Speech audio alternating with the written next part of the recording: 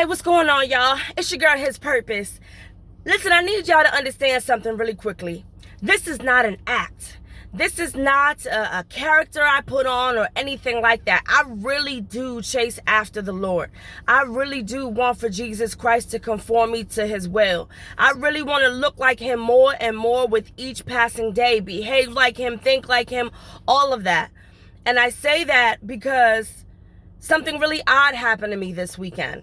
And for those who haven't met me in person yet, His Purpose, your girl right here, is thick. I'm thick, okay? Thicker than a Snicker, like curvaceous, all of that. And these are things that we don't talk about. These are things that we see and we ignore. Yeah, right. But I was at an event and I ministered. I was dressed modestly. I always am. I had on like an olive green shirt dress. I had on a sheer blue kimono that was really long. Had some combat boots on. I was not dressed sexually provocative at all. Like, not at all. And so I ministered and I was getting ready to leave, but there was one other artist that was going to get on stage before I left. And I said, well, let me just stick around for him. And he did a song. He had the whole crowd participate in. And he said, oh, I got a special part for you. And I misheard him. I thought he said he had a special prop, like a banner or something like that. And I was like, all right, whatever. But it comes to the special part in the song. And this brother, this man of God, had the expectation that I was about to twerk in front of the pastor, the pastor's wife, the pastor's young children, a mixed crowd of males and females. Let me tell you something. The only person that's going to see me twerk is my husband. That's the only person that is for. But the fact that what added insult to injury was that afterward, I wanted to go talk to him to give him props on his song, but also to just square away the fact that that wasn't cool. I didn't appreciate it. And you may go into audiences inside of churches that are not really feeling, oh, I'm going to put you on the spot and make you twerk in front of everybody. But then I was dealing with pride because this brother all of a sudden was hard of hearing, was hearing impaired, was deaf, couldn't hear me, trying to get his attention. And when I walked up to him and tapped him on his shoulder, he just walked away. Now, maybe he was upset.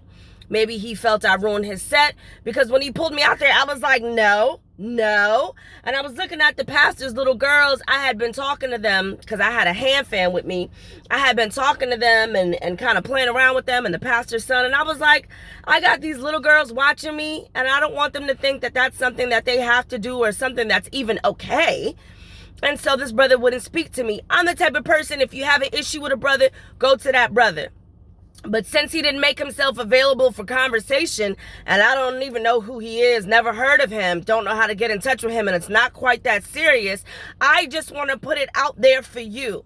If you go to church and you're turned on by someone's physique, it is not on that person to satisfy or to satiate your sexual proclivities. That is for God to deliver you from perversion and from lust. The same way he delivered his purpose. The same way he delivered me.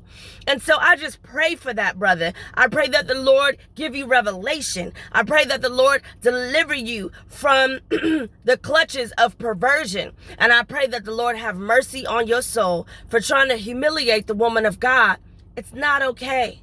And speaking of these issues, y'all, I wrote a very edgy, if you ask Christian circles, song called Masterpiece. Do you know how many women in church are very curvaceous but hide in the shadows?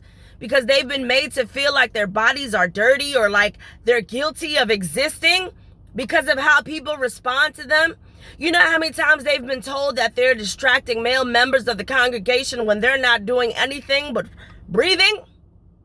They could be wearing a whole burlap sack. They could be wearing a baggy trash bag. They could have that same outfit that Missy Elliott had on in I Can't Stand the Rain. And there is still this push to make them feel embarrassed, to make them feel shameful, to make them feel like they have done something wrong for waking up with double D's or 50-inch hips. We're gonna do better as a church, y'all. We are going to do better.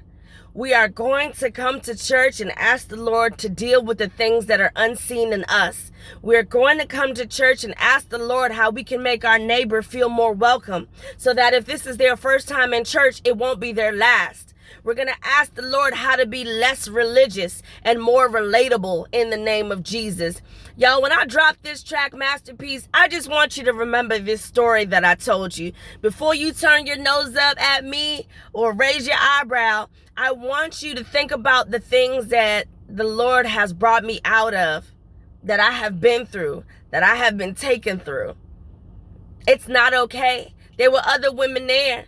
Now, were they shaped like me? Nah, they weren't. And it just goes to show curvy women are going to be a target. And so instead of making them feel ostracized and like they've already done something wrong just by existing, we're going to embrace them in a way that is healthy. We're going to embrace them in a way that is not transactional. We're going to embrace them in a way that they know that God made them exactly the way that He intended. And it wasn't for the masses to be entertained by them or to look at them as though they're an exhibit in a museum or a zoo. Hey, y'all, God bless you. It's your girl, His Purpose. Mwah.